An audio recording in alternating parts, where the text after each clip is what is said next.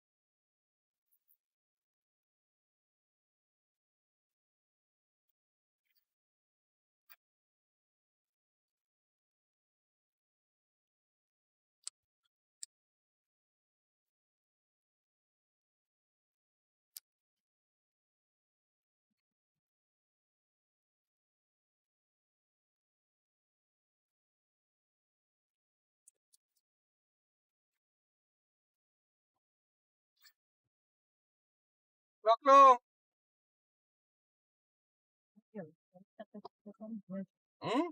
You'll stop to talk to somebody else. I didn't know I was getting involved in the feeding. So sorry about it back. I just figured we were some lone people out.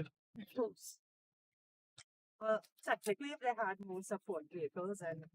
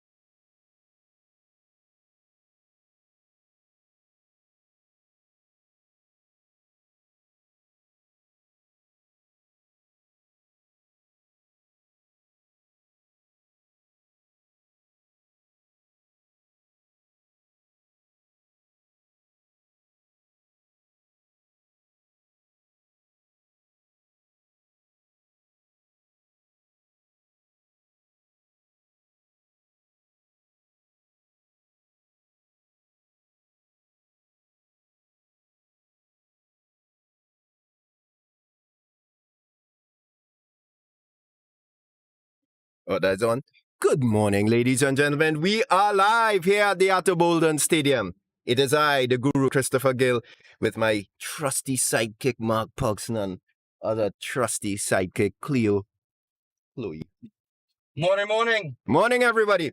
All right, this is the second road race of the Trinidad and Tobago Cycling Federation 2022 season. It starts at the Atto Bolden Stadium, goes north up to Chase Village flyover, turns, and then goes south all the way to the end of the highway, Gandhi Village, before it turns north again to finish right back here at the Atto Bolden Stadium.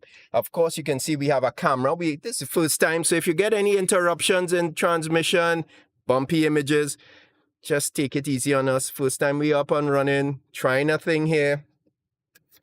All of this engineering was done courtesy Mark Pugson. You could check him out. Awesome. Knows what he's doing. People out there who want to do sports, check him out.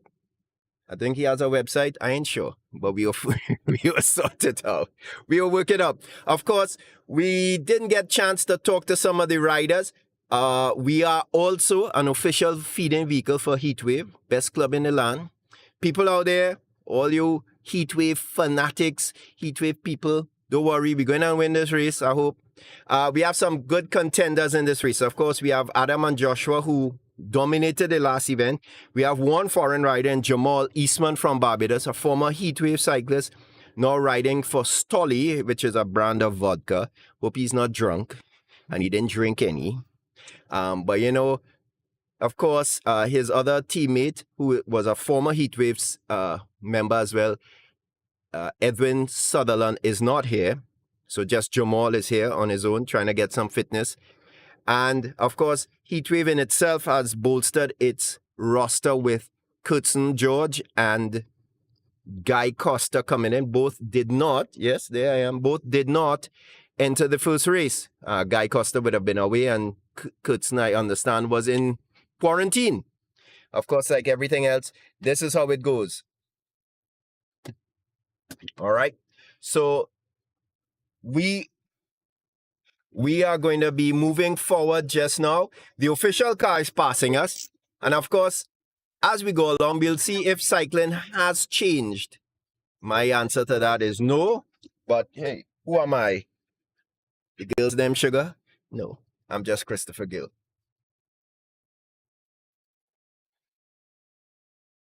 All right, so there goes the official car. You might see it. Well, it would have passed.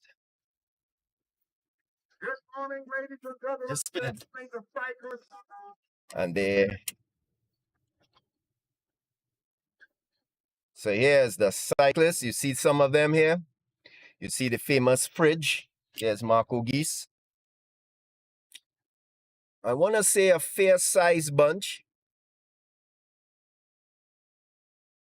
All right, that's the last of the cyclists. A fair-sized bunch. Approximately about, I want to say about 60 riders. Very intelligently here, the Federation does not have in this race any, it's for masters. All right, we have one early flat tire. Tough. I don't think he'll get back in time. But if he does, wish him well. He might be starting the race from the rear, at the rear. There are no juveniles, I believe. I think there are juveniles. I think there are no youth or riders under the age of 14 in this race. There are no masters with a race of 60. Certainly none over 70. So it's just the main categories involved. In the camera. All right, we're going to turn this here. So now we still working on some of the technical aspects. There goes one rider from DPS. Some of these clubs were not here initially, DPS being one. I think I certainly can remember the last race did not have Sheldon Ramjet of Hummingbird.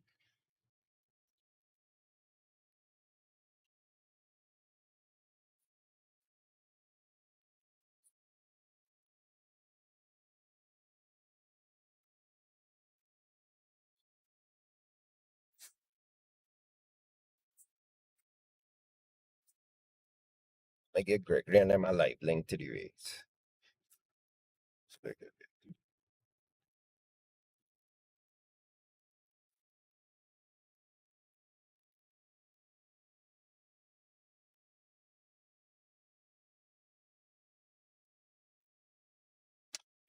Row. Right, so there's the live link, right? Mm. Cool.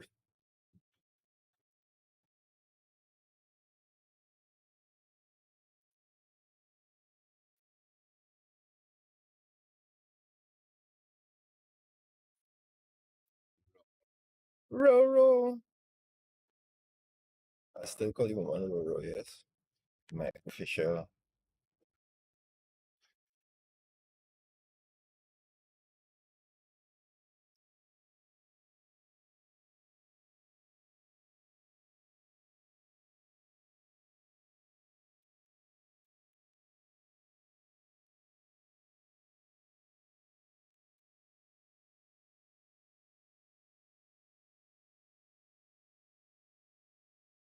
All right, the flag is about to drop.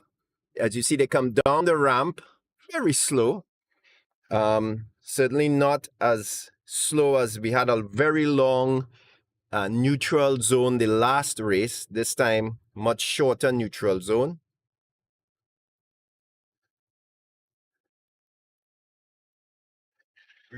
Flags down.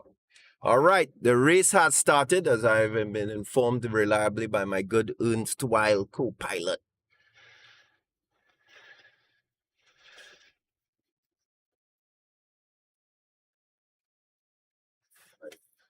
So there's the official, there's Gregory, I believe, in the silver pickup. And the speed immediately picks up. Let's see who's going to be the first to get dropped. Any bets there, people? I'm too out of it to claim to know who's who at this point. But somebody's going to get dropped first. We know that. We're not sure who, but they will. It must be. You get another good view there of the riders as they head up. Averaging right now just around 45K, I think.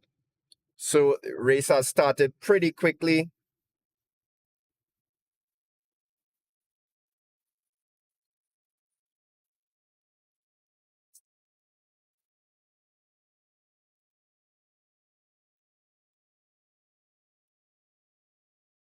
We guess Rowena, this is Christopher Gill.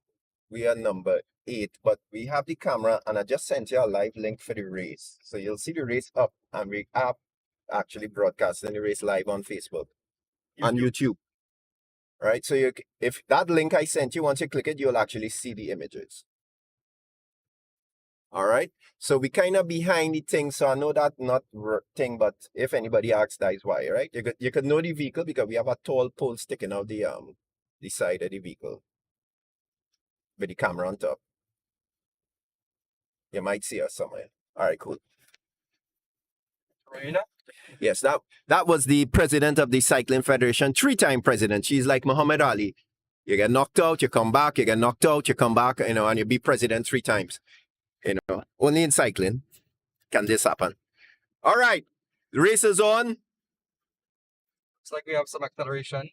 Yes, unlikely candidates to get dropped first looks like a Raider. Raiders don't take it personally. You'll just have too many cyclists in the race probably. But we'll see how it's going. And we know there are some Raiders that we know. There's Dirk. There's, of course, Adam and Joshua. There's Liam Trepp and Akko, who didn't ride this time. He barely won the bun sprint the last time. One more barely. One more barely. Cause Daddy, yeah, the sprint was real hard. And I was trying really hard. Yeah, but Daddy, yeah, brace. It was a hard sprint. It really, for him, it was. All right. Enough. All right. You have to squeeze your balls a bit to get our voice out. Yeah. I had to wear very tight bib shorts to get that thing. And we have a small breakaway off the front. Well, they have shot out. So again, Raiders has attacked from the very start. Just looking at it from here, it looks like Adam and Joshua, to be honest. A bit of a surprise, but not. It will be a little more difficult on this circuit because of the hills. So, if they are allowed to get a fair gap before we return to this very point, it might be difficult to catch them. But if that gap is only a minute or so, it's not going to be as easy to maintain that breakaway because the last time it was mostly flat. This time they will have to sustain that effort while going uphill a couple of times, and also there's a very strong cross wind. So it's hard to see from here, but I would say no, it's not Joshua or Adam. But it definitely looks like Raiders, two Raider riders. I see a couple of other riders stepping up. Heatwave. I don't know if I saw Philip Clark in the mix today. He did have a slight training accident yesterday. So he may not be at the event. Now, of course, when they're going up the highway, if you see the riders mostly to their left, that's because the wind is coming over their right shoulders, and riders attempt to go further left or as far left as possible to get into the shade, for want of a better word, to get out of the wind or to stay leeward. When they're going down the highway, you're going to see riders ride more into the middle of the road. So this is why you see that. All right. If you didn't know, now you know. So normally when you're going up the highway, the wind comes over your right shoulder. When you're going down the highway, it generally comes over your left shoulder. Pace has picked up. I think there was a little lull in the pace. So we're going to see that gap is not big as yet. It's not 30 seconds, but it is significant. Bets on the first dropout? Well, we did say it would be a Raider. He is, and as you can see, he is looking like he is susceptible to being dropped.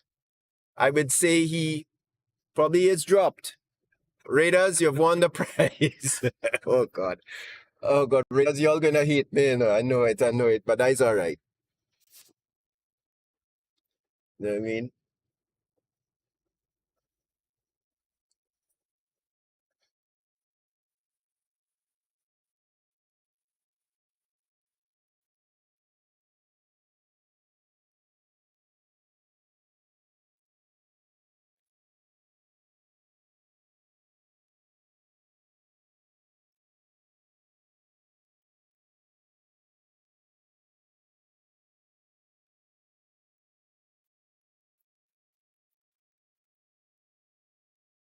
All right, so yes, we can confirm Raiders. He's approximately 100 meters off the back. There he is, passing him. Yes. All right. So he might get back. The bunch has slowed down just a bit. I think the chase is being very conservative at this time, and they are allowing that breakaway some leeway. It's early on in the race. We're not sure exactly who the breakaway partners are. As we see a lovely Audi AL, the 8L, very rare. Usually reserved for persons like myself and Mark, but we are not. Who is this? Who is this? Obviously being chauffeured. We don't know who it is. It probably is a MP, a member of parliament. Could be. Well, that breaker group definitely seems to be opening that gap because I haven't seen them in a good while. I can't see them as clearly now. So they seem to be definitely opening that gap. I'm not sure if the main pack is noticing what's going on. I think right now need to pick up the pace because if they don't anytime soon, they're going to lose the opportunity for the winning points. Well, it is quite possible. Now, Raiders has numbers in this race, and they are using them wisely. Whether or not this will affect the end outcome of the race remains to be seen. But at this time, I think they're doing the right thing. Use your numbers, attack where you can, and make the others chase. I think we have a contender for the second attacker of the reverse breakaway. And it is not Marco Geese. who normally specializes in the reverse attack. Marco Geese, if you don't know him, he's tall. And I'll leave it at that. Well, what a shock. Ogis is not winning another race. Even the reverse breakaway he can't win. Yes. But this time I think he's proud of that. He was talking recently that he is coming back to some level of fitness. The bunch has definitely slowed down. So this guy here, if he is making the reverse attack, is in serious trouble. But the bunch has slowed down considerably. The break definitely by this time seems to have at least a 30-second gap on the bunch, the main bunch. Now the bunch is not large, it is still compact, and they are still riding together. We are coming to the Chase Village flyover. It's about 1 kilometer away. We are the feed vehicle for the Heatway Club. So I can't necessarily just run away from this feed park right now and go and have a look at the breakaway because we don't have any members in the breakaway. But we will see the members as they go over the flyover, Yes. for sure. We should be able to identify. This second raider definitely seems in trouble. The bunch has slowed down and he's unable to catch, I'll say, candidate number 2 for getting dropped. I think candidate number 1 for getting dropped might be the DPS guy that got the flat tire. I don't think he ever got back. And I think he is somewhere behind that other raider guy and stuff. Raiders, we still love you. You know how it's go, but hey, you know what I mean. Yeah. No scene. That's just how it is. All right. So we see the lead car. We are now looking for the lead riders. All right. So there they are. 2 riders on the other side. They are going hell bent for leather. All right. No. So it is a heat wave rider. It's Mark Hussein. So that's awesome. And Liam Trepp. So that leaves a lot of other clubs in a position of chasing. They're not sure what to do at this time. And from the expression on their faces, it looks like they are trying to put a hell of an effort in to establish that breakaway. It's a small breakaway group, but it seems to, if they don't pay close attention to it, I think it could cause a lot of problems later on in this race. Well, both guys are reasonable climbers.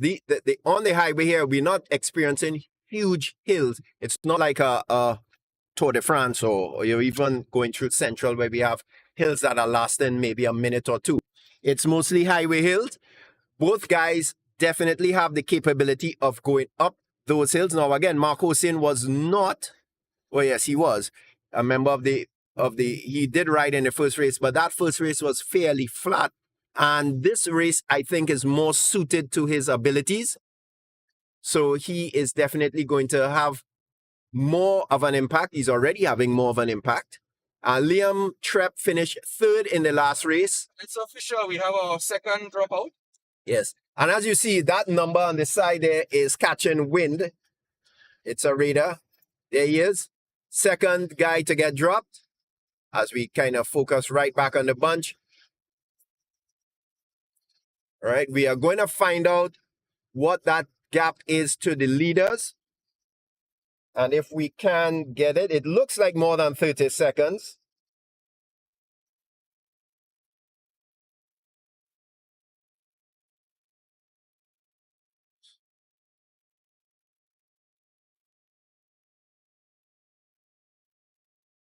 Is that a breakaway more than 30 seconds as yet? And can we attend to it?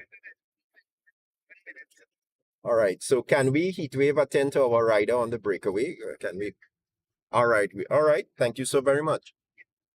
Yeah. Right. No problem. All right. So we have been given permission by Rowena Williams, the president of the Cycling Federation, to move forward. The official is 1 minute. The official gap is 1 minute. 1 minute. As we pass the riders, they look really slow. I think right now there's definitely no interest in chasing.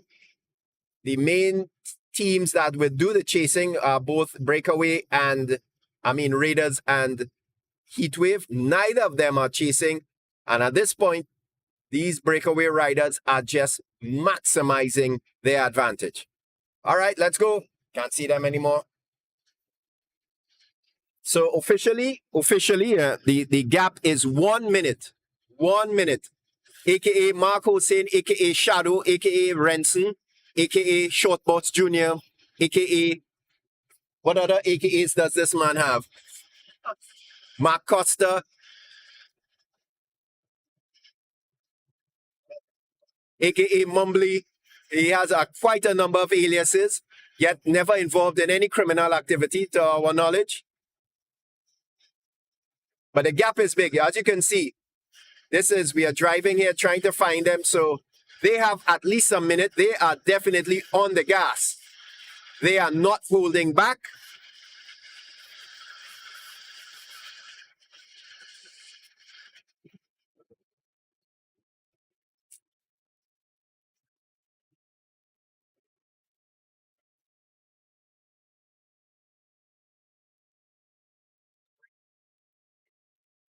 Yeah, go up next. All right, I think might be all right. So we just seeing here, don't go across in front. All right, so we just getting a glimpse of the riders. They seem to be working well, trap and stuff. All right, we're going behind them. And we will fit in behind Rowena and company.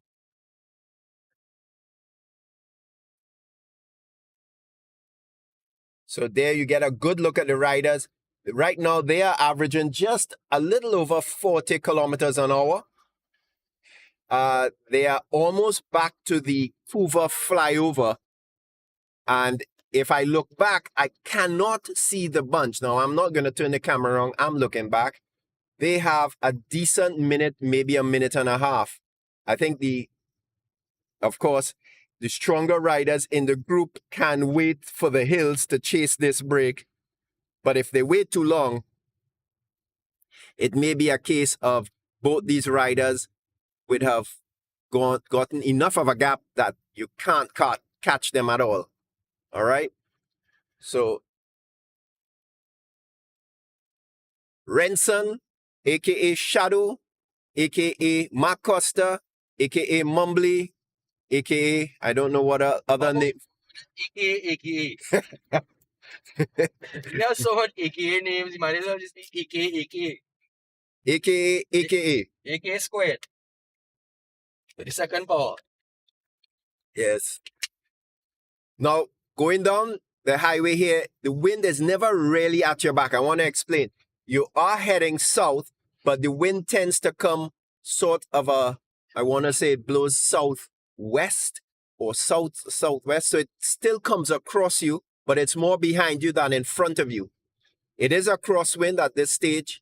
And you are sort of on rolling roads. It's a bit of an up and down. And the highway does tend to turn a little bit to the southwest once you get past Coover. So it allows for the wind to be more behind you than rather on the side. But it's still never fully behind you. So it is a sustained effort. Anybody who is trying to catch these two guys are going to have to make a sustained effort to catch them at this point. These guys are definitely putting in the effort right now. I would say, well, our speedo says 50K, might be 49, but we'll see.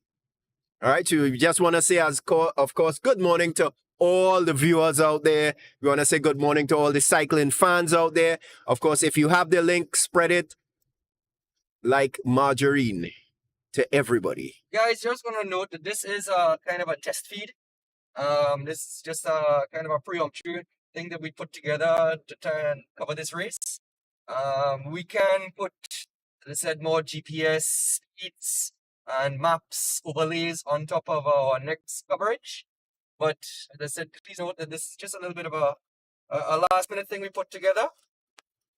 More of a test of concept than something we've actually sit down and figured out long term.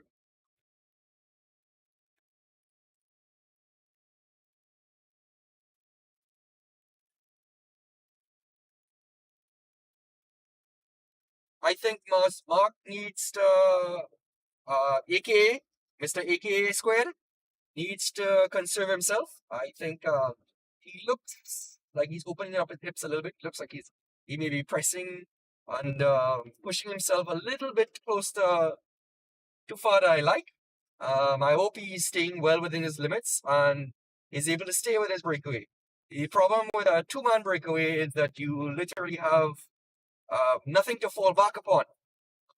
No turns to skip. So, it's something that you definitely have to manage yourself.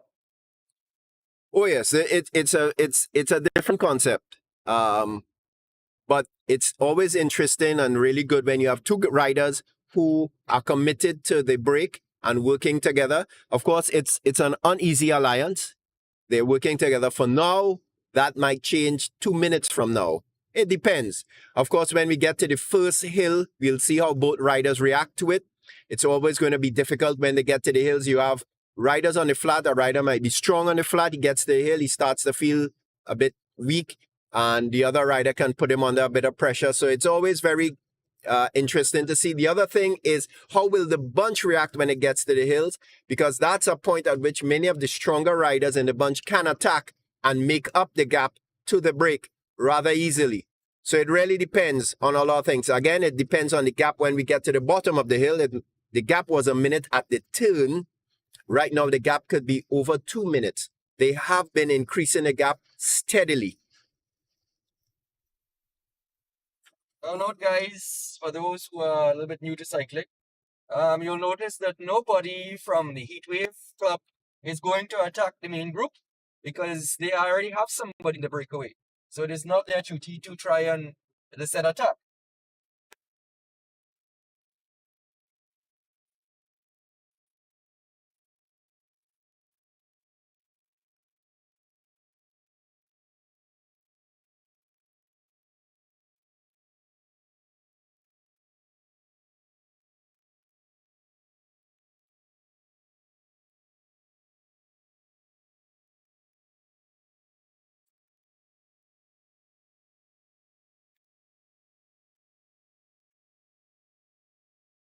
You're now passing under the Cooper flyover. Right after this flyover here, there is an incline, a noticeable incline. Noticeable. That is going to. Well, I don't know the actual grade of this. I would say it's about 6% for about 200 to 300 meters, maybe more like 300 meters. So just to give you some idea, right now we're doing about 45 kilometers an hour, about 50 kilometers an hour, sorry. And just now, as soon as I start a climb, you're going to see that pace is going to drop considerably. Yeah, I would say that pace would probably drop down to about 25, maybe 30K. Now, you do get a nice run in to this incline, but at the same time, it's long enough that you can't sustain the momentum you have from the flat all the way to the top. In the bunch, they will come up considerably faster. Now, feeding has officially opened. It opened at the Couva flyover, but it's cool today. I would say that it's a bit overcast, so it's almost ideal conditions for racing today. Almost ideal conditions.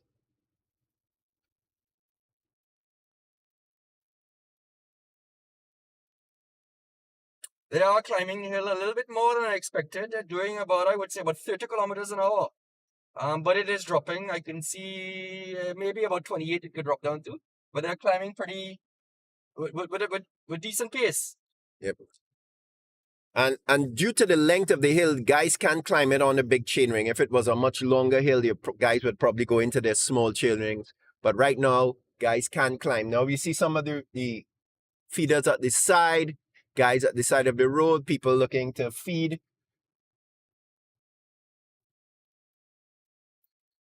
Right? And they are at the top of the hill. Now, looking back, and I'm just going to pan the camera back a little bit. There's a Kufa Hospital, which much speculation in terms of political issues. If we pan the camera back, you might get a good view. But if you look all the way back, you're not seeing the bunch as yet.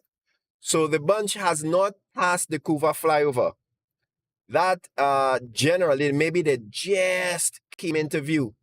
Liam Trepp is looking around to see where they are. No, Liam, all right, there's Dirk. Dirk normally rides for Raiders, but he isn't riding this time. He had to, suppose, do duties.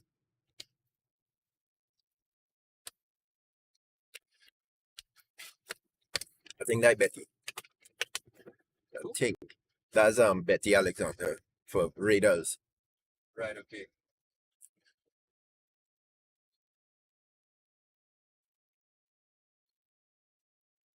Now, somewhere up ahead, we are probably going to stop.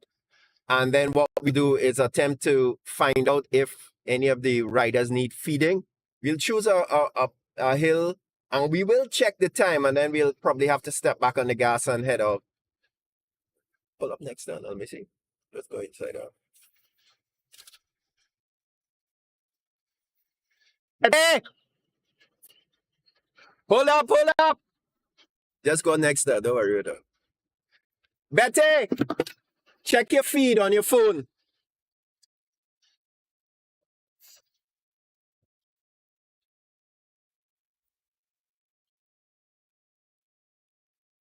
So Betty wanted to make sure she was number one. Betty, yes, you're number one. Don't run off road now, Betty. Don't run way off the road, yes, number one. I might have to do discipline thing like how Gene sent you before disciplinary committee. Carry on. Good morning to Gene Samuel, wherever you are.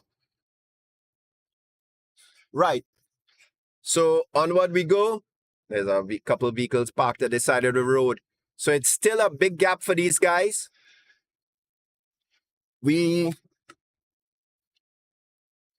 bunch just passed under that flyover, which is, I would say, still approximately a minute and a half. Again, they would have come up the hill pretty fast. We know that. That's always the case. You would have the stronger riders attacking. We are into the hilly section of the highway. It will be like this for at least another 5 to 10K before they get to around the San Fernando area, and where the hills generally ease off. And then it sort of will be more rolling. It's not as hilly. But once you get past the Point-A-Pierre refinery, the wind really is very strong in both going down and going up the highway. So it becomes exceedingly difficult. So as you can see, if you look, you can see we are just nice rolling hills. Good maintenance of speed by... And as you hear the announcer, we are descending to approach Claxton Bay, but we still have one little rise before we get to Claxton Bay. And it's possible for us, because there's no breakaway attempts as yet. We might pause at the top of the hill and just take a look around to see how far the main group is. They are coming, and they are, if you look at the riders, the riders at front here, they are committed, but they don't seem 100% committed. Both riders, I think, are in their minds waiting to see who from behind belonging to their particular teams coming to help them. At this particular juncture in the race, no riders are coming out of the back group. They're still within sight. The back group can see this front group. So we're going to pan. There's a highway. And if you look all the way back there, you can see the lights. The camera again a bit. We'll put a little bit of additional zoom when we make our first stop, so we could give you a bit of further range from further distance. Let me stop it. Could be foot. All right, so we're going to stop, and we're going to... Yeah.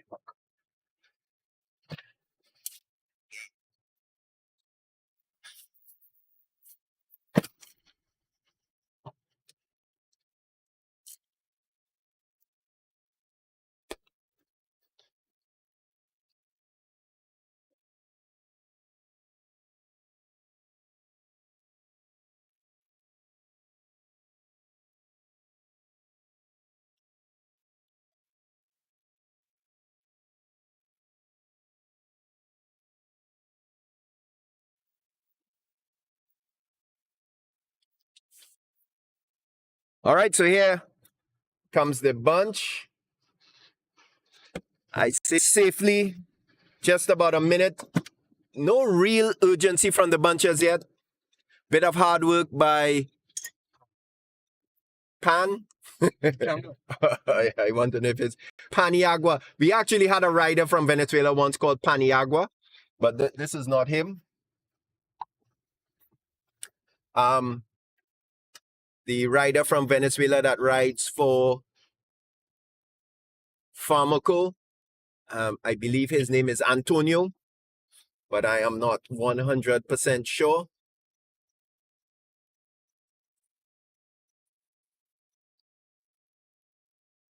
I think the gap has closed, and I think that has happened with the hills, but there's no sustained effort at this time by members of the bunch to close the gap. Doesn't seem like they have anybody or any particular group fully organized in front of the main pack. It just seems to be little spurts every now and then to close the gap. So I don't know if it's Chris when we pass today, I guess we'll have a look if it's any organization. I think the answer to that is a definitive no. Again, one of the things that sadly here is you have two of the stronger teams out front, Heatwave and Raiders. And the other clubs, you have Evolution, you have other clubs. None of them seem inclined at this time to take up the chase. The reality of it is they do need to. Here we have a rider that looks like Tariq. Let me see if you see him there. Where is he? There he is. You just see the top of his head, but he's coming. So there's a bunch. I don't think he's getting dropped. I think he's just taking his time. But then again, I can be wrong. No, probably he is getting dropped. I think he's being dropped too.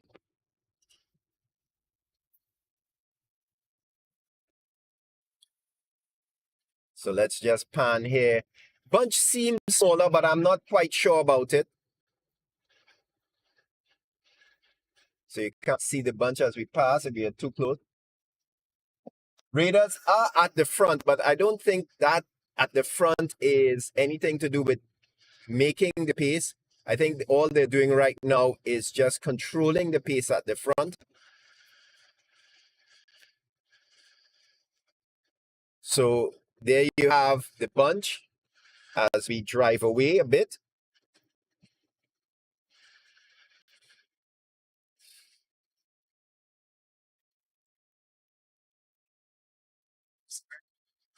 All right, we're going to head across to the break. So, and see what sort of gap we have. Still, I think the gap has closed, without doubt. Again, it's been a cool morning, so there's not been a frenzy for feeding. And in reality, I don't think there's much need for it at this time. I think looking at it, I would want to say the gap has definitely closed, Mark. Yes, definitely. Remember I was saying that Mark was looking like he was put on 100%. He is obviously found himself, as I said, or the pain has found him. We're going to pan back. And then you see Liam is stretching his shoulders. So lots of, and both riders seem to be taking it a little bit easier than they were before. The gap is still close to a minute. But on a course like this, once these riders have to continue, they do have to go back up this highway and on these hills. And that's where they can definitely lose some of that time that they've gained. They are putting out a considerable effort to stay in front. Again, there's Liam's Traps feeding contingent there. And he did not ask for water. She's waving. Yes, we see you, mommy. Of course, moms always need to be very present and in full view to say full support. And you always like that. When your family support for your riders, important, very important. Different type of ride here, different type of race from last week. Last week, we saw a two-man breakaway, but it would have been two very strong riders against a bunch that might not have been very strong in particular. This time out, we have two riders that may not be defined as the strongest, putting in an effort, more of a team effort, two riders from two different teams. And many of the other riders need to get their act together. But that isn't happening right now. So again, the gap might, once the bunch goes into a lull, the gap might open. Again, if you see the riders riding off the road, that's a bit of an oddity. Normally going down or going south on the highway, you want to ride more in the road as the wind is coming off your left shoulder, so it really makes no difference. You're not hiding or you're not sheltering more from the wind by being on the left. As you look at your screen, from being on the left of any of the riders, you're more sheltered by being on the right because the wind is coming over. Liam is picking up the pace. I think he is attempting to drop Renson, aka Shadow, aka Mumbly, aka Mark Costa. And if he knows Shadow, that's not going to happen. After all, he is the shadow. He is, exactly. Drop a shadow. Very. So he's going to have to, they definitely seem to lull the pace for a bit. And now they're back on the gas full bore. Now from here, it gets, I want to say difficult. It doesn't really get difficult, really. We tend to level off a bit. We went through a series of hills. So it's more rolling, gentle hills at this point. There are one or two hills here, shorter, rises on the highway, but all the way to Gandhi Village. When they get past San Fernando exit, it is an almost 1 kilometer downhill stretch to the Gandhi Village roundabout. The real hard part of the race turn is at that turning point, because from there, you are literally riding into the wind and you're riding uphill for that first kilometer. It's not a steep uphill, it's a probably 3% grade, but it is uphill and it will be difficult for the riders. Looking back, I can see that there are a couple more riders have been dispatched out the back of the pack. We'll get a chance to see those riders in a little bit. We'll probably take another sort of a break after we pass Corinth, or usually a good marker. There's a hill there. But the hills do tend to break the pack up. So some riders who can survive on the flat with the bunch, it's difficult to survive on the hills because they're hills. Simple as that. We have 11 official teams starting this morning, and I'll see if I can remember all of them. There's the two at front, which is Raiders and Heatwave.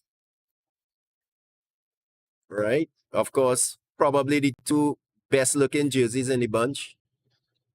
Then there's Evolution, which does have a decently good jersey.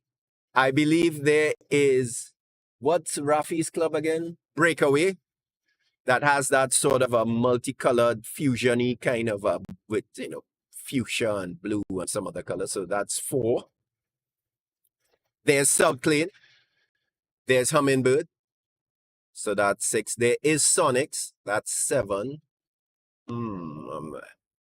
I keep thinking. There's PSL. That's 8. There's DPS. That's 9. All right, I think we stuck at 9. We know there are 11, might be 12, but we definitely know there are 11 teams.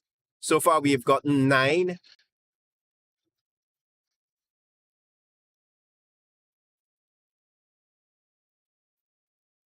I'm trying to think. But I can't remember all of them. If I see one, there's one Trek rider. / I don't know what the Braves / Gene Samuel team. I ain't sure what they're calling themselves. So that's 10 teams that we have. And maybe I know I'm missing, obviously I'm missing somebody, but who right now I can't say. So we keep. There is a bit of a chase on. And the bunch has closed the gap. I think it's just about a minute. So right now the bunch is passing under that will be the, not the Gasparilla flyover as such, but it is an overpass that takes you to Union. It's called it's generally the Union Road. There you see, if you see somebody driving in, turning in, that is Mrs. Trepp. Of course, you can clearly see the commissaire in the Kia Soul.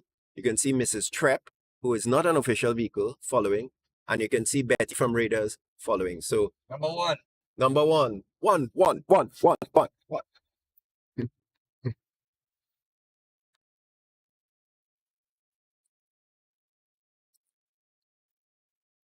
Again, cool conditions. Here you're passing the Brian Lara Stadium, source of much controversy in Trinidad and Tobago, and about $1 billion, give or take, you know.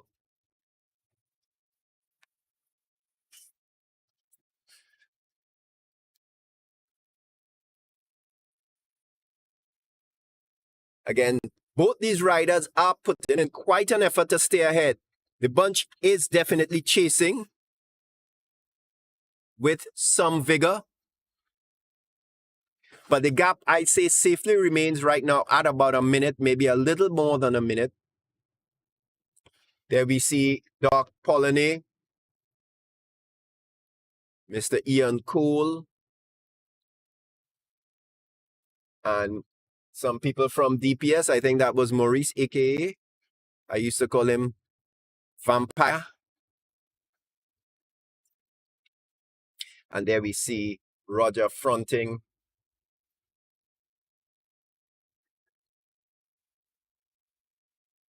Of course, yes, we do have to thank the Trinidad and Tobago Police Service for allowing and really being an integral part of road racing in Trinidad. Of course, as years have gone by, we've had to add more police and a greater organization of the police in terms of how the races are run. And that's one of the reasons they use the highway. I know a lot of people ask that question, so I'm going to answer that question for you right now. One of the reasons for using the highway as against using main roads is that the highway is a safer race for the cyclists. It's easier for the police to administer the race or control the riders on the race and the traffic. All the traffic on the highway is going in one direction. Generally, there's an extra lane for cars to pass. So therefore, there's more room for the cyclists to be on the road as well as cars. And so there's less chance of an accident or any sort of issues with rider. I'm not saying it's impossible. I'm just saying that there's less of a chance on the highway. So the highway gives the riders a safer environment. It's a wider, there's more space, and it also allows traffic to, as we realize, to pass the riders, and there's no cars coming in the opposite direction. Most damage to a cyclist is not generally the car that hits them from behind, but it's the one that might hit them coming in the opposite direction. You can imagine a car weighing 2,500 pounds, 3,000 pounds, hitting a cyclist that's weighing 250 pounds. Well, that's probably that's my weight. Yeah, that's more like me and Mark. You know, the rider is going at 20 miles an hour and the car is going at 30 miles an hour. That's an impact force of about 50 miles an hour. So again, that's why most of the races are on the highway. The police accept that. It's safer. It's easier to control. Those are many of the reasons why we have the races on the highway. Back to the racing. And Liam has been at the front for a considerable time here. Shadow is doing what he does best, shadowing. But he's looking good doing it. Shadow to shadow. It is. Yeah. I think that's in his name. Now, of course, there's a massive age difference between these two riders. Shadow, a.k.a. Shadow, is 54. No, his wife says he's 51. All right. And I think Liam might be around 25, maybe less. I want to say less. He might be 21 or 22. Now, the wind is starting to get into the legs here. You can see the pedal action is slowing down. You can see that they are grinding the gear more. And that's because it is a little more windy at this point here. And it will continue to be that way. It gets slower as we go down. The wind, for some reason, you get more The wind, you're more exposed to the wind on the highway here as you're riding. As I say, the wind is coming over the left shoulder, but it's not fully behind the riders at all. Not necessarily a headwind, not a tailwind. It's across the riders, but at this time I would say it's across and a bit of a help. So it's across and a little from behind. Still a reasonable gap. Again, we are into a bit of a road. There's one more fairly short, sharp rise on the highway here. And then they'll start that long descent into Gandhi Village roundabout. The descent, as I say, from there, it's about nearly 2 kilometers, mostly downhill. Again, I look back, I can see that the bunch is keeping them in sight. So at this time, I want to predict that this break will get caught. It's not a matter of if, it's more a matter of when. Right? So I want to say, no, you can message. If you're looking at the feed, you can message.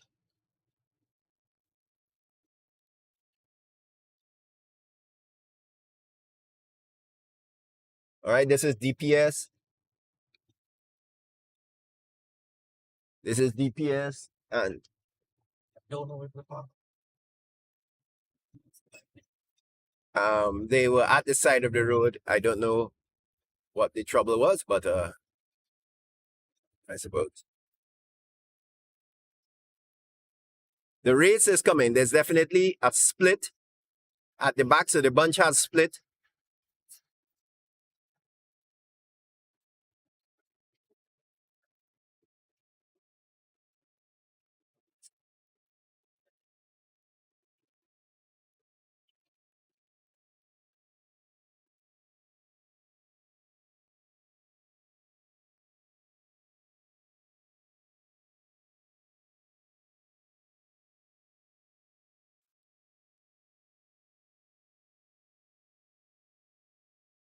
Tell me when y'all think we should pull up the feeder. Yeah, probably on the way back. It's probably going to start feeding on the way back. Most of the riders should be comfortable enough. As I said, the weather is not very hot at this time. Mostly overcast, reasonably cool. But that's what you get at this time of the year in Trinidad and Tobago. Just around, I want to say 50, but I want to say probably around 28 degrees Celsius right now. Down to David.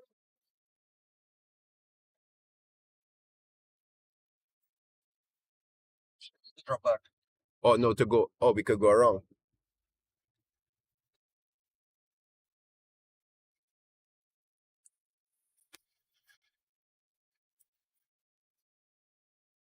All right, the bunch is definitely getting closer. So we're going to pan back to there. So you can see, and I think there's definitely a decision by, so the commissaire asked us to move out the way because the gap between the lead brake and the gap between the bunch and lead brake was under 30 seconds. So what the commissaire was asking us to do was to clear out from that gap in between. Now they do that so that they aren't straight. So there aren't cars allowing the bunch to motor pace. This is important because once that happens, it allows, it's giving riders an unfair advantage in. Just pull over and let it pass if I can move it back up. Yeah, I want to go past the exit, past this exit here. I want. All right, so we are going to take a stop. Let's take them at the top because it's slow down. Yeah. So we are going a bit beyond, and then we'll give you a look back at the race. Yeah, I get you can. All right, so this is just after the. All right.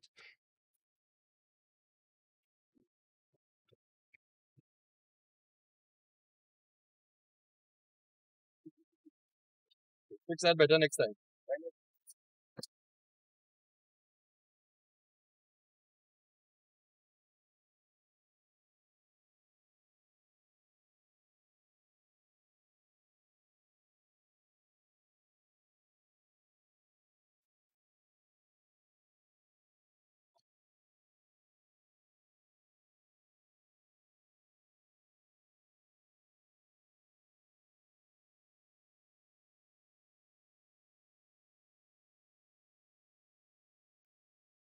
As you can see, the gap is definitely closing.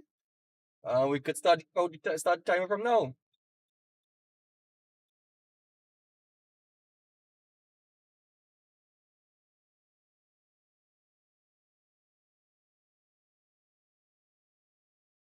The main peloton does not seem to be completely organized, but they definitely seem to have a little bit more agenda in mind.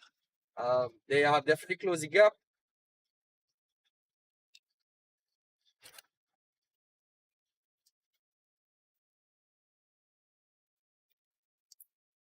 All right.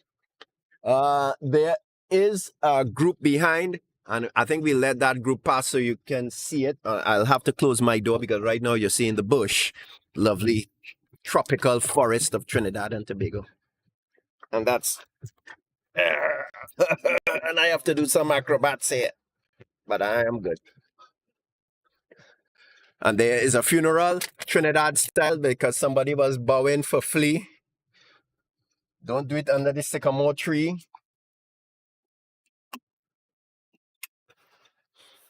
So here's the last, well, big group. There are probably stragglers behind, beyond this. But know that literally once you see the ambulance, know that that's literally the back in race. Once the ambulance is past you, consider yourself out. So this group here is made up mostly of masters. I see Ogis, I see the other heatwave rider. What's the other heatwave rider's name, Chloe? Ram. As in Ram Sitaram. A big group, approximately 10 riders. Now, these guys train together in bunch rides often. So let's turn back to the front. See the highway. So there's the group.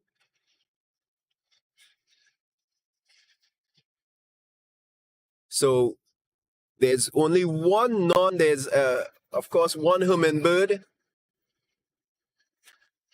Ogis looks under pressure.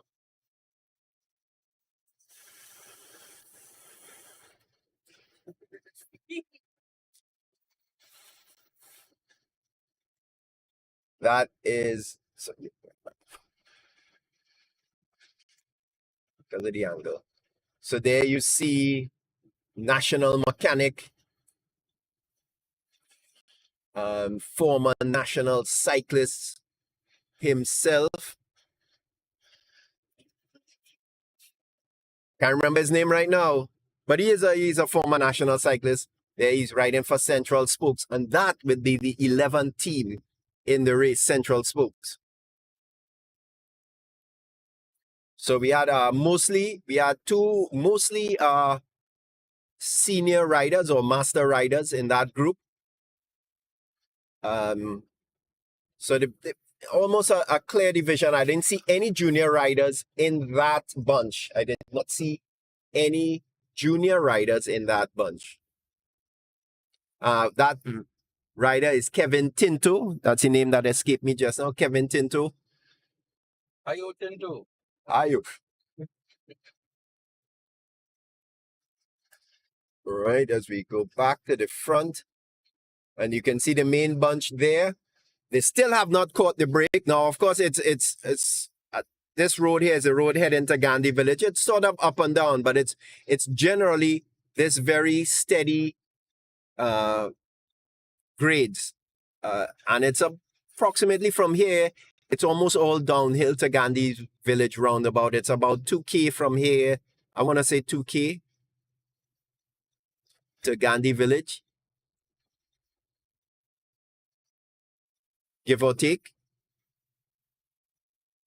Might be a bit more, but it's all mostly, and I want to say again, it is mostly downhill. It's a long, steady grade.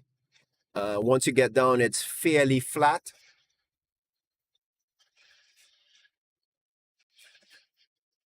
So again, the 11 teams taking part: Raiders, Heatwave, Breakaway, South Lane, Sonics, Central Spoke, Hummingbird, Trek, Evolution,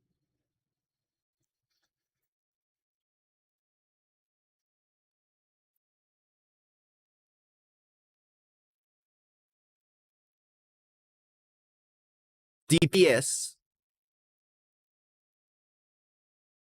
Who else? Can't say I remember anybody else. I think that's it. Again, there's some activity in the bunch, and of course, Pharmaco, who I didn't mention before, so that might actually make 12 teams. So, but there's Pharmaco here. So,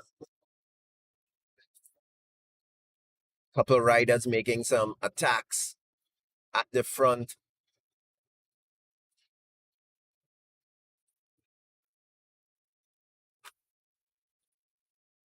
And if you look there, you see the city of Debe. That is the, I want to believe, the Debe Navdemco market. Excellent, excellent produce. On a Sunday morning, if you value good produce, you can come down. It's excellent. Back to the front of the race.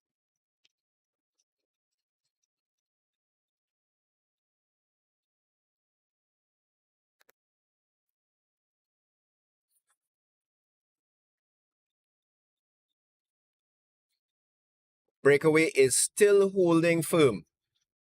We're not sure what the gap is at this point, but we do know that they are holding firm.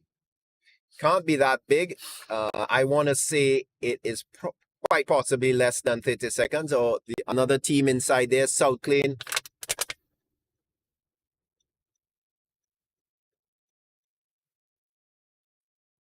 And of course, the guy at the front is Jamal Eastman from Stolly. So there we see the Breakaway on the other side of the highway. There they are, going up. The gap, to my mind, is about 40 seconds, maybe a little less. We have arrived at the Gandhi roundabout. Let me pan back. I know it's a little disconcerting when we do that. There, you go round the roundabout. And there you see the bunch heading up the road. Jamal Eastman definitely slightly heavier than he was, I want to say, a year or two ago. He has put on some muscle, more definitely concentrating and focusing on track. Go up, we got to feed. So we're going to feed. We're going to make an attempt to feed all and sundry. There we see that group on the other side has split up. As we pass the bunch.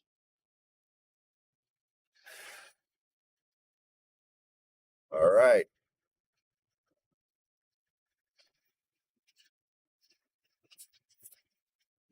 There they are. Sorry about that. The gap is closing. The gap is closing. We definitely, as we turn away, I'll show you where the front of the bunch is now. For the breakaway. There they are. So that gap has closed considerably from a minute and a half, I want to say. Get it. So we're going to stop at the top of the hill. This will give you good view. We're going to feed. Make an attempt to feed all and sundry.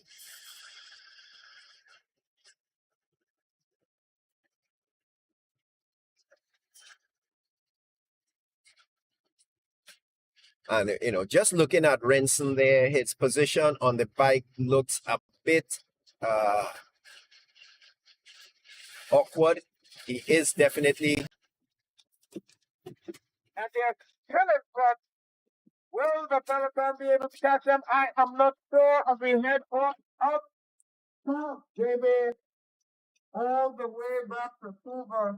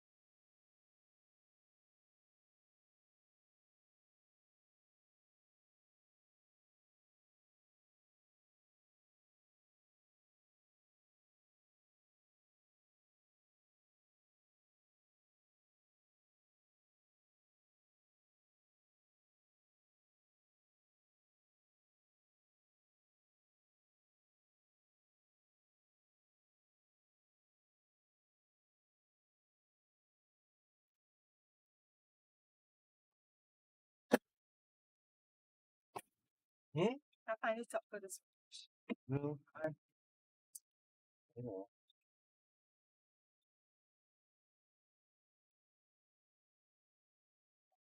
And Chris is moving at his usual speed.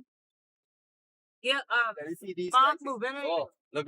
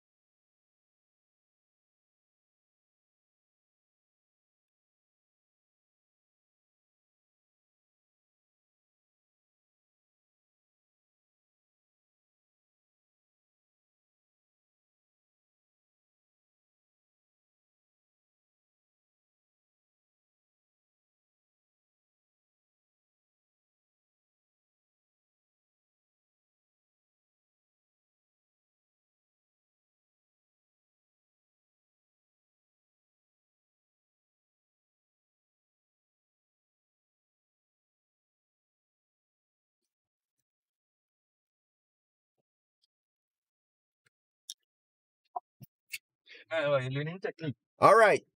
I think we got it there. So we onward again. You would have gotten there a fairly good idea of how far the gaps are, but amazingly, it seems as if that bunch that was dropped is possibly making their way back to the main peloton. The break still hasn't been caught, but it seems only a matter of time. Of course, we have guys here trying to break away from the back.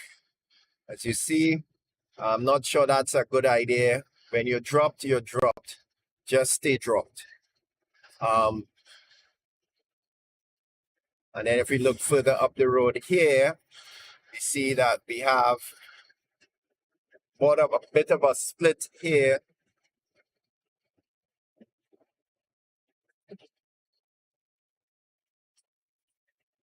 Into providing the horsepower there. He's trying to make it back to the bunch.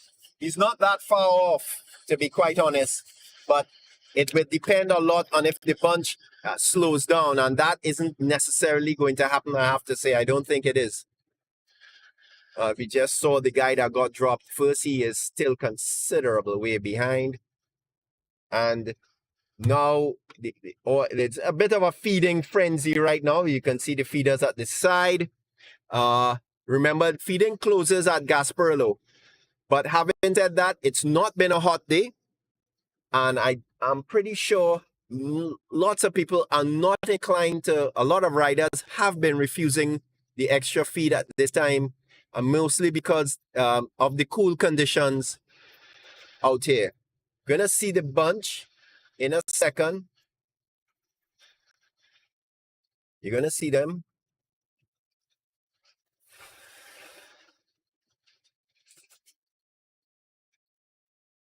There they are. They've been right now. Fridge, aka Dariel Pereira, is leading the pack. There was some pacemaking done by Jamal Eastman a while ago, but that seems to have. And I have to say, looking at the gap once again, I think the two riders have once again pulled out a gap. Quite this steady pace has done more than the up and down pace. There they are. And if I pan back, there's the bunch. I want to say that's a fair minute, approximately. By my view, I think that's about 600 meters of flat road. Now, you have to remember, even though the distance doesn't look long, we are going into the wind at this time, and the pace generally is slower. So even though the bunch is physically distanced closer, the ability to close that gap is harder. And because the speeds are generally average slower on this upward northerly leg, you would want to say that that gap is possibly a minute. These riders here, so now we are going to be passing. We passed the riders there. There they are, just in the corner of your picture. So we heard it's just approximately 19 kilometers. Now, this race is not a long race. We estimated the race at 67 kilometers. We could be wrong. But it's still not long. It's 70-kilometer race. So you want to say the race would last less than 2 hours. Very good thinking on the part of the Federation. An early season race. These riders have not ridden or raced for going on close to a year and a half. So anything more than 2 or 3 hours of racing is going to be difficult for them at this point. But again, the break is holding strong. And here's the question, can Renson, a.k.a. The Shadow, a.k.a. Mark Costa, a.k.a. Mumbly, hold off the bunch? Liam Trepp, Mark Hossein. Right now they're holding steady to about a minute lead. And they've been holding that lead for going on to, I want to say, nearly 50 kilometers.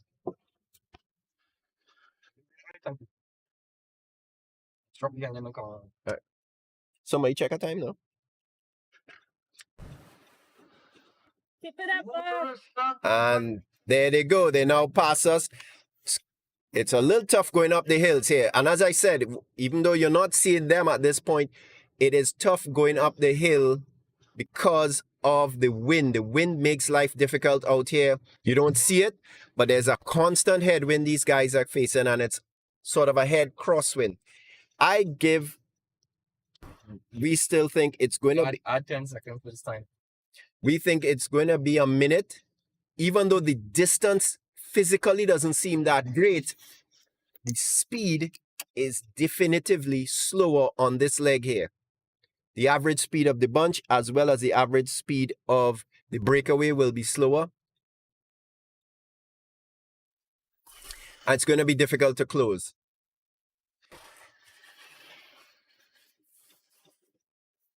And we have accelerations. All right. An attack by Jamal Eastman.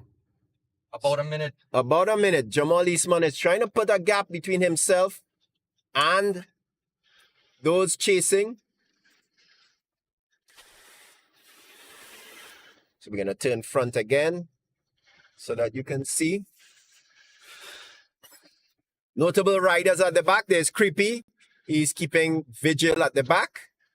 Last week or 2 or 3 weeks ago, he was keeping that vigil with Akko Keller.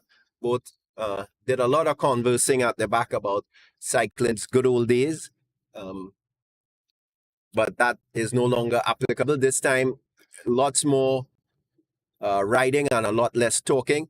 A couple of attempts to split the pack. There is a bit of a gap in between, or there is gaps happening in between.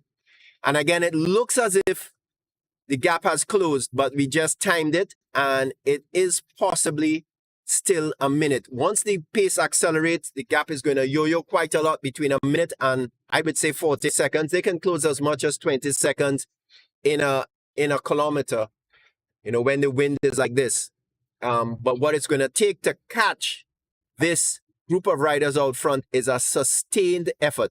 We're looking at the other side of the highway. We're not sure what we are seeing. Somebody on a motorbike. We think there's an accident on a motorbike.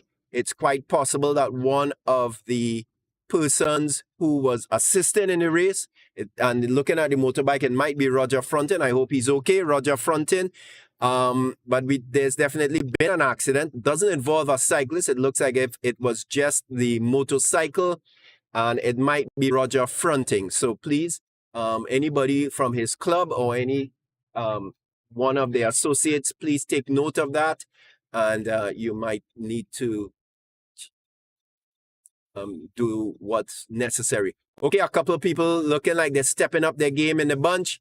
Again, it's going to be Heatwave and Raiders making the others chase. I see out front, it looks like Kurtzen George and Joshua Alexander have pulled a bit of a gap out. Jamal is chasing. And again, it's for those who don't know. If you have a teammate out front, you can then allow other riders to do a lot of the chasing. This is always what you are attempting to do as a team, is use your riders in such a way that other teams have to use a lot of their energy or a lot of their, possibly the powers of their top riders to close that gap and weaken them. And therefore, your riders have a better chance when it comes to that critical point in the race. There's always a critical point in the race. There is always, I want to stress this, there's always a critical point in a race, a point at which riders go over. After that point, you know the riders that have a chance of winning and the riders who are just in the bunch, just there, not doing anything in particular. Passengers on a ship. Yes, I want to say that. Fodder, cannon fodder. Right now, Jamal Eastman is back at the front pacing. Now, this is odd for Jamal. Pacing wasn't something he liked to do or was good at, but he's improved his training. He looks at the front rider and mentally he seems to be better and he has a lot of work to do. Of course, he's more of a track endurance rider, but this type of a road race is, or should be, something that he's more than capable of doing well in.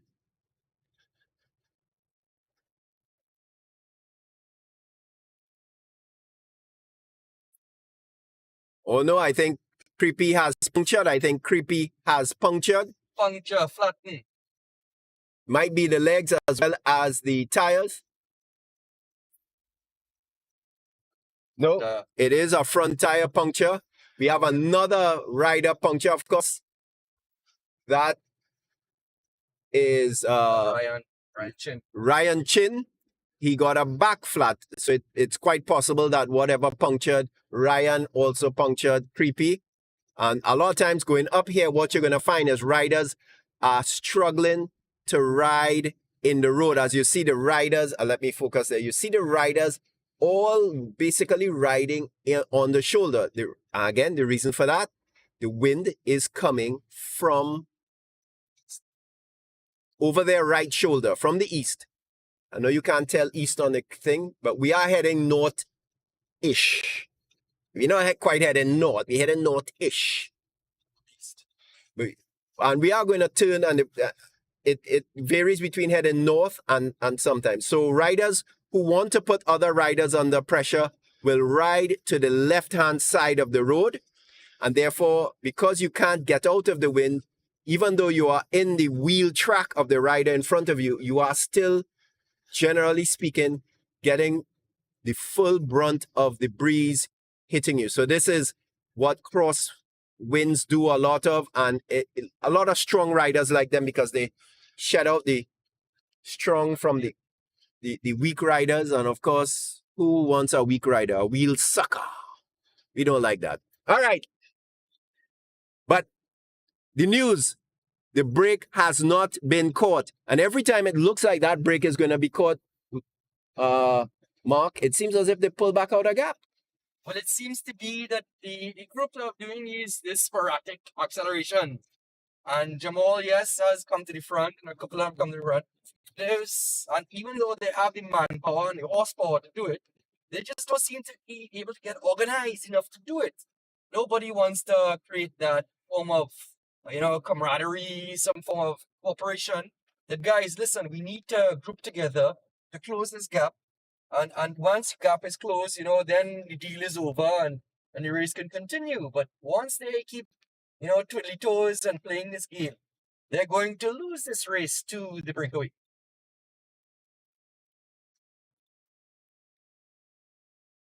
Chris is probably gonna get an update on what our gap is. Yes. And find out if the gap is accelerated and if the gap is beyond a minute. Another puncture for a breakaway rider. Again, that's from riding in the shoulder or on the shoulder. All right. Our last unofficial time gap was 1 minute. Our last unofficial time gap was 1 minute. I want to say that looks approximately like where the gap is. No, you're going to get a lot of punctures here. Guys are riding in the shoulder. The shoulder is where all debris is. You get bottle, you get wire from truck tires, that sort of thing, maybe loose bolts. those things are definitely all in the shoulder. And weaker riders stay in the shoulder, so they have to find more time. And of course, the guy at the front, Jamal Eastman, he is riding literally on the edge, the left-hand edge of the shoulder. So he's giving nobody a chance. As we say that, add another dimension. It looks as if there's a spattering of rain. Right now it's a drizzle. And that is just going to cool the riders down even more.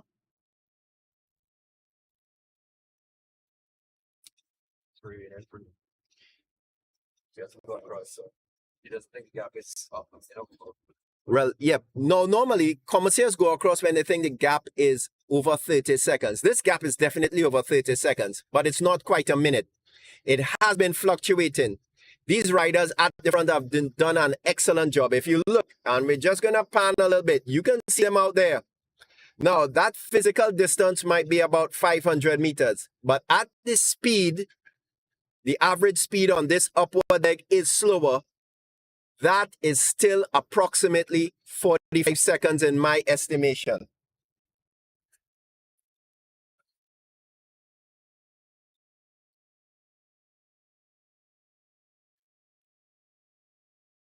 Of course, we're going to be going in back into the hills. It's not a, once we get past Gasparilla. Now, the distance between the Gasparilla flyover and the finish is only about 5 kilometers. So we are close.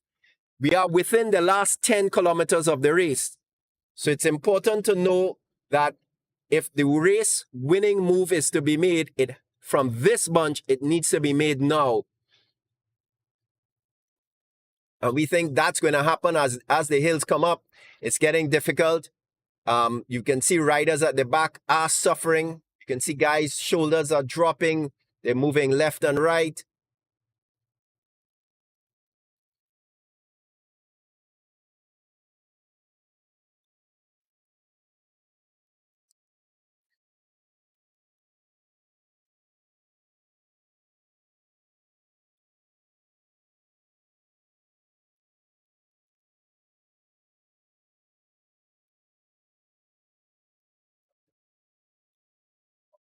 All right, all right. We're going to give a shout out.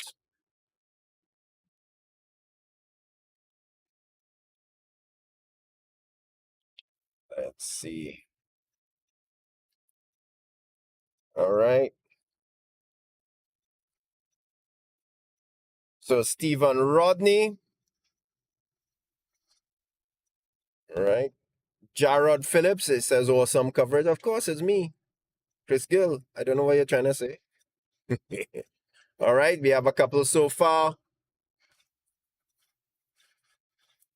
And as we look up ahead, well, I want to say there's been a breakaway successfully. Somebody's managed to get or put a gap.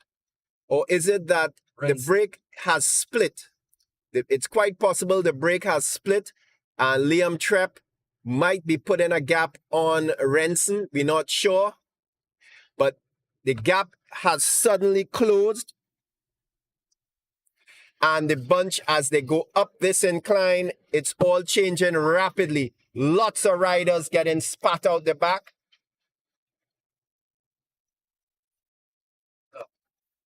Rain. Huh? Rain on the lens. If you see a little bit of stuff, that's just rain on the lens. So we're trying to see it's going to fade away just a little bit. Have to go ahead. All right. So here is where it's all happening. Folks, it's all happening. You think you could run out and clean our lens? Yeah, the other side. Run ahead. All right, we're just going to have to run aside and clean the lens up a little bit. But again, it's all happening here, folks. It's all happening. Lots of riders. The bunch is splitting up continually. We think Mark Renson is back in it here.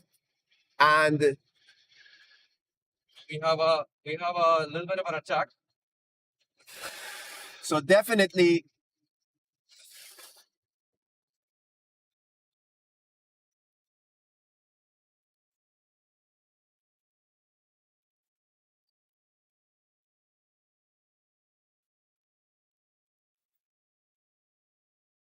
So we still have Liam Trepp out front.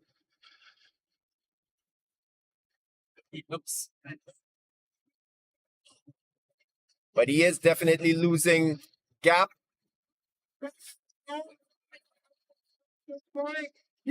So we are going to go ahead. We still have, and that one hill just exploded the pack.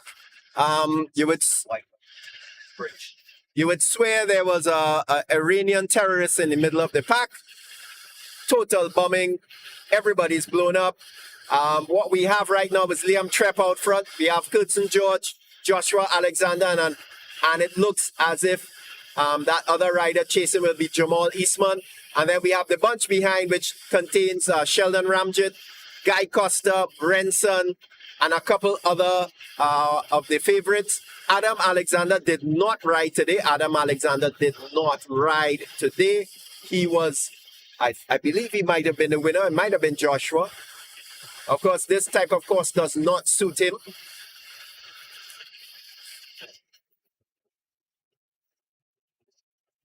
So we're going to turn it around. We're going to wipe the lens and make sure that you get a good view of the race.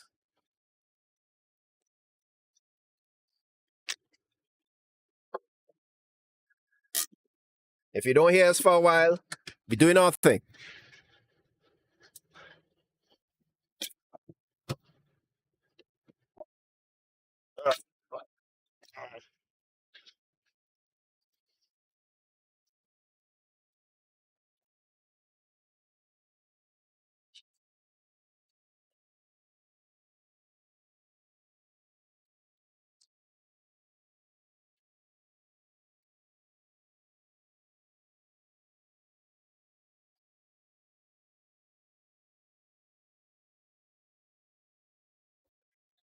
Pause now.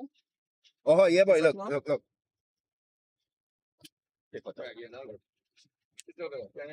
All right, Liam Trepp is still in the lead.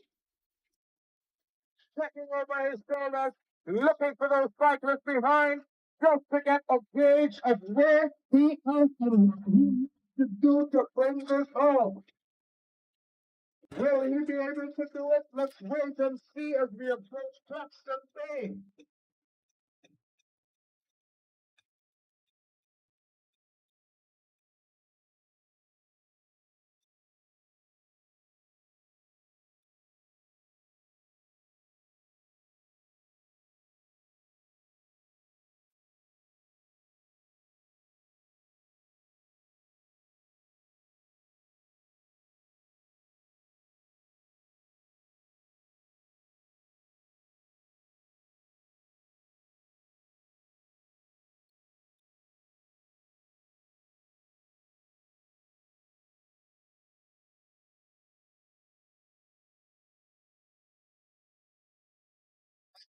Like Gasparilla, we get the wrong one.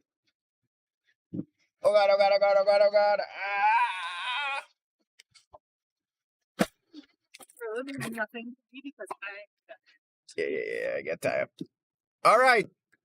So we got the wrong flyover. We were feeding in the wrong place, but we didn't feed anybody. So it's a good thing. All right. Still the situation at the front. Liam Trepp is in the lead. He has not been caught. Not as yet. The break that is trying to catch him includes 3 riders. Joshua Alexander, Kurtzen George of Heatwave, and formerly of Heatwave, now of Stolia, the Barbados, Jamal Eastman, a.k.a. Pebbles. He's now slightly bigger. He's a small stone. And further back, we have a bunch of about 7. All of these groups are chasing one another, but Liam Trepp still holds the lead.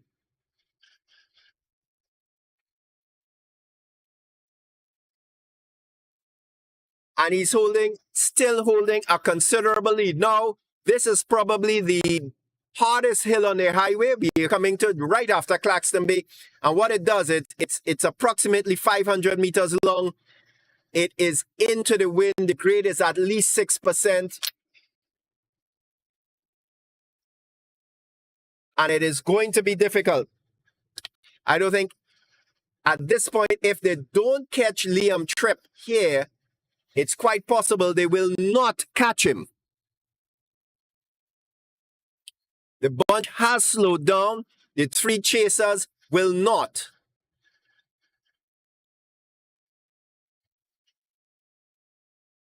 So a couple of guys have gotten back onto the bunch. We saw, I think would have been Tyler Cole. He would have been one of the guys that would have been suffering.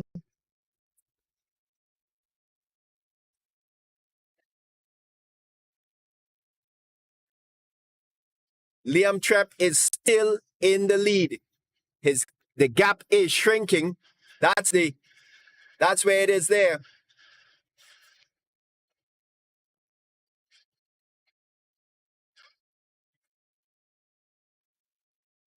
But he is definitely suffering at this time. There's no two ways about it. Basically, he has one more hill, which is that hill going into the Kufa flyover. But it's going to be hard. I think he's going to be caught. Stay out in front.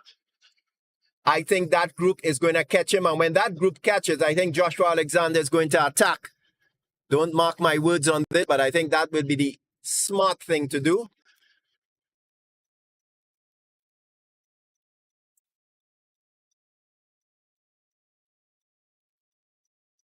So here comes Liam Trepp. Of course, this race was put on by the Trinidad and Tobago Cycling Federation with all the proper COVID-19 regulations enforced. That gap is down to less than 15 seconds. He is over the hill. Kurtson George is pacing. He is bringing the group up.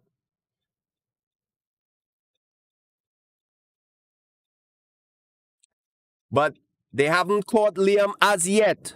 So that's still the gap between that front three or front four and this group is growing. Here we have a rider saying he's had enough. No, I think he might have a puncture. Again, lots of punctures occur in races like this or on this course because riders ride on the shoulder so much trying to get out of the wind, and in the end that usually causes punctures. Yes, and I think he definitely did have a puncture there.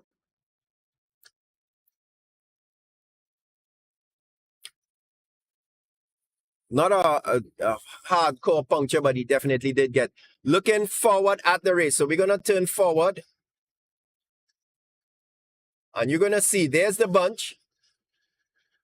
And if you look a little bit up ahead, you'll see the guys who are attempting to catch Liam Trepp. They haven't as yet.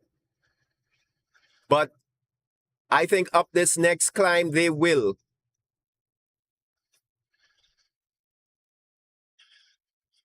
No, we're within the final 2 kilometers of the race here. It's been a short race, but it's been a difficult race. We have in this group, we have 2 guys from South Lane. We have 1 guy from Breakaway. We have 2 Heatwave.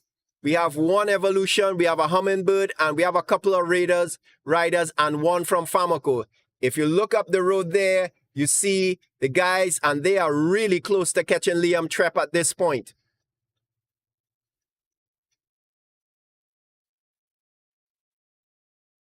Guys, this next climb coming up here is going to be decisive in this race.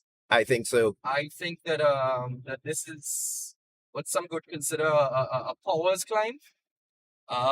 Once you can have the legs and the left capacity to put through a high wattage, you'll find that any gaps that are basically diminished. So Trepp is, I think, about to be caught. If not, he's already been caught. Yep, based on what we see in there, he is caught. He's still dangling off the front, but it's not by much. So we're gonna see who's gonna attack up this hill. The chess game has begun. The four riders here vying for contention. Liam Tripp doing an excellent ride. He's put out a lot of energy. I don't know if he still has it in his legs. Jamal Eastman, he's put in a fantastic chase. I think the other two riders have a, which is Joshua Alexander, who generally is a track rider. He has a very good sprint, and Kurtzen George. So Kurtzen's at the front. Here they come. Here comes the hill. Of course, if Liam Tripp gets over this hill with this group, he also has a fantastic sprint.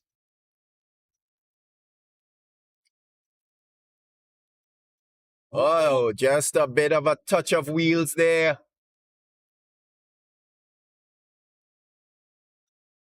I think Kurtzen George is on too big a gear there. Seems like Jamal seems to be watching his competition, kind of sizing him up. Nobody's attacked on this hill. And I think if you needed to break away, this was where you had to do it. Legs may be hurting. Jamal seems to be talking and doing a lot of talking towards his group here. Now, Jamal definitely is the fastest of this group, without doubt. But did he work the hardest? And does that leave him exposed? Now, of course, the finish is on an uphill grade, so we're going to see how it goes. Nobody wants to come off Jamal's wheel because everybody's aware that Jamal is likely the fastest within his group. So everybody's going to stick behind him. There's going to be a lot of lollygagging, a lot of gaming, playing around. Nobody wants to commit. Nobody wants to commit. I would want to say in this bunch, Liam is probably the one with the least likelihood of winning. His legs are shattered from doing all the pacing. He's, at this point, probably just hanging on. Oh, there goes an attack by Jamal. Kind of a half-hearted attack. I don't know if there was a, but it seems to have. And Liam is trying to bridge across. Kurtzen is going with him. And he has made a definite committed attack as Liam Tripp. I like this. He's giving it everything. Jamal is dropping it back and kind of tactically kind of waiting for the other group to do some work. Again, Raiders are using their numbers smartly. Liam has made a gap, but has not made a sufficient gap. I think everybody's still in his wake. A lot of looking around. That might have been Liam's last throw of the dice. His legs might be shattered now, but he did the right thing. He's working for his teammate, Joshua Alexander. Liam's last attack seemed to have quite a lot of high RPM, which tells me that his legs are definitely feeling rather heavy. So he's not able to put out that slow power wattage, that you would see from a lot of power muscles. So he's trying to get his power from a lot of RPM. It tells me that his sprint is probably quite diminished. All right, now as they go around this roundabout here, the finish is up the hill. Kurtzen George leads from Joshua Alexander. Liam Tripp is behind. Here they come for the finish. The sprint has started. But Joshua is kicked out. I don't think anybody's going to catch him. Is Jamal going to catch him? Nope. Well, that was close. I think Joshua won from... Well, he called the wrong name. It was Joshua Alexander out of Team Raiders winning from Jamal Eastman. And in my view, I think that would have been... Kurtzen George would have been third. And Liam Tripp might have been fourth. All right. No, Kurtzen says he got second. I think that was a good ride. I didn't know. I thought he was just giving peace sign. Well, he was doing more. I think Jamal definitely had the speed, but didn't have the legs. And the sprint for fifth is happening. And it was won by the Fridge.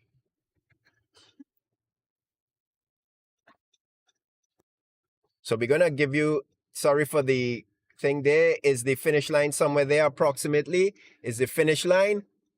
Go down behind the bikes now. So we're going to park up and you'd see the rest of the finishers. So there it is. All right. So We think right by that tent, there is the official finish line.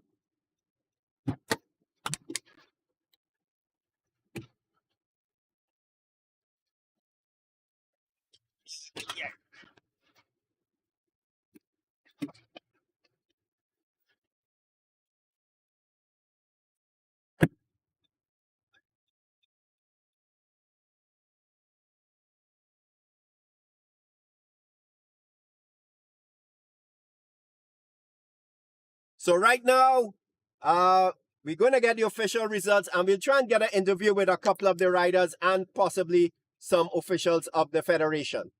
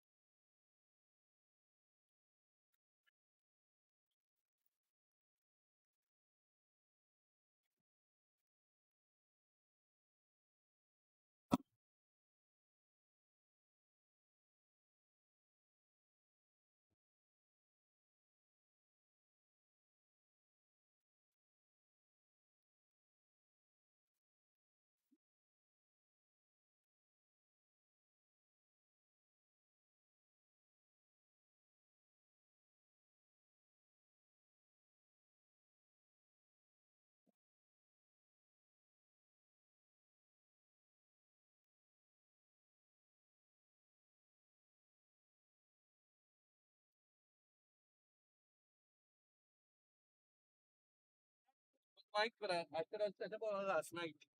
But like I said, we'll do better next time. But It'll be an ambient mic, basically. yeah, no see. I have mics here, but I'd had a setup, Oh, yeah, that's something that thing. and I don't know how long people are gonna stick around for. Yeah, that will be our thing. Mm-hmm. This will feed live. Yeah. So there's a receiver here. Yeah.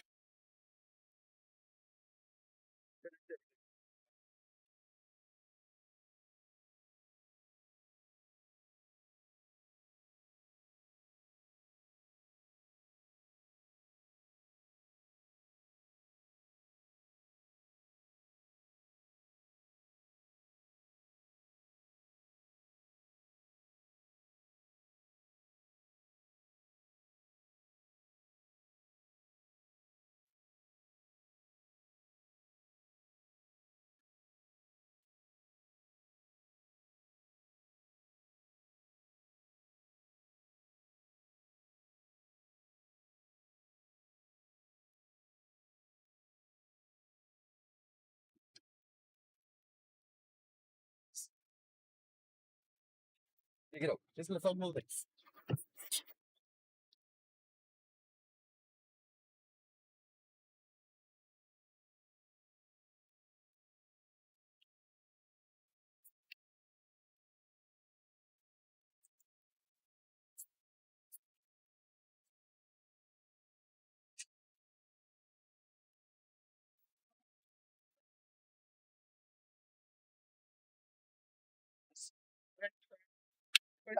This camera still running. Yeah, you could just hold on, I'll show you.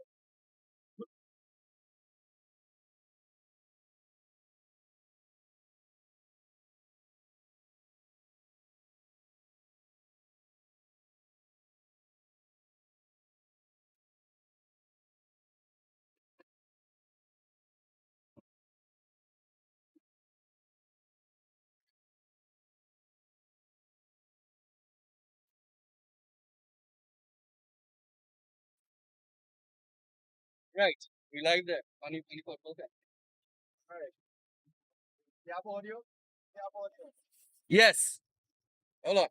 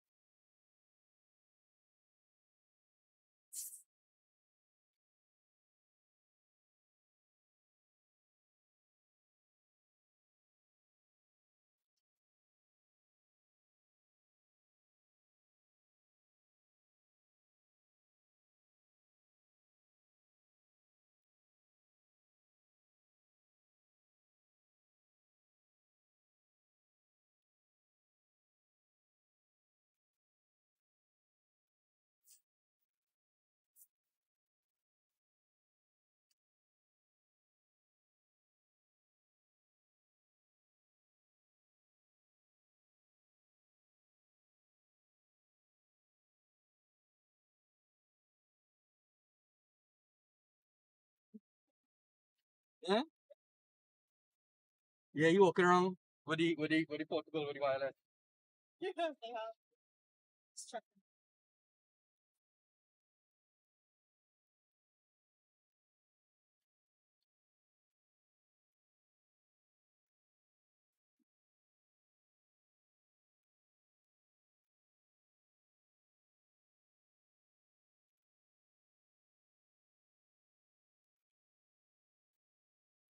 Sure.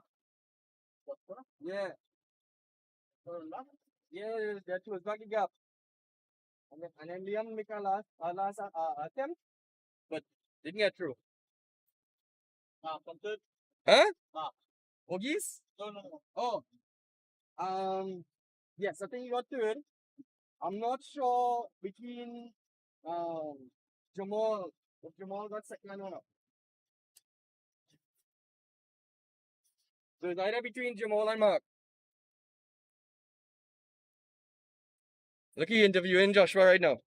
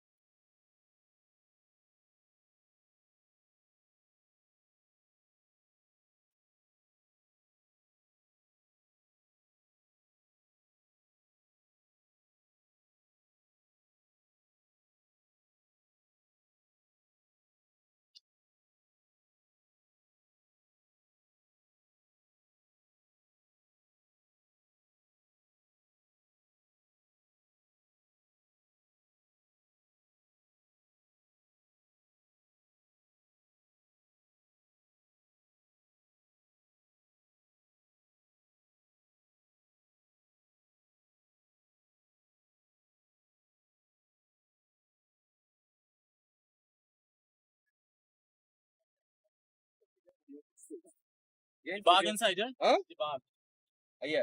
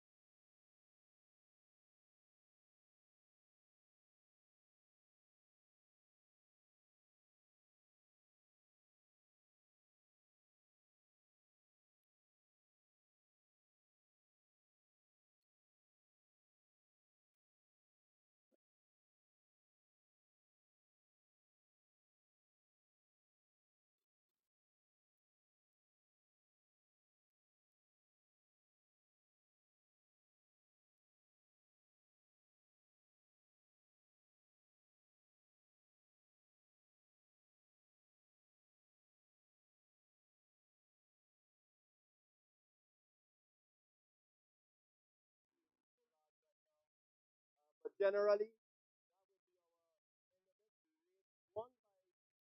Joshua Alexander. Second was Kurtzen Georgia Peatwave. Third was Jamal Eastman out of Barbados. And fourth was Liam Trepp out of Raiders. Win for Raiders, 1-4. Really good race, fast pace. And as you heard the Trinidad and Tobago cycle president Rowena Williams, she thought it was a good race, well organized, and everything seemed to go just the way they hoped it would. All the COVID regulations and everything seemed to be well in, enforced, adhered to, and generally the clubs are understanding better how things work. We want to thank the police. We want to thank any and sponsors, and of course, all the officials. We understand Mr. Frontin was in a serious accident. We wish him the best. Hope he gets a speedy recovery and his injuries are not bad. I want to thank you. We also have uh, Mark Pogson. There is the man himself. And of course, we're going to try and bring you more. This was a test event for us, so I want to thank you again. And that's us signing off. We got some audio.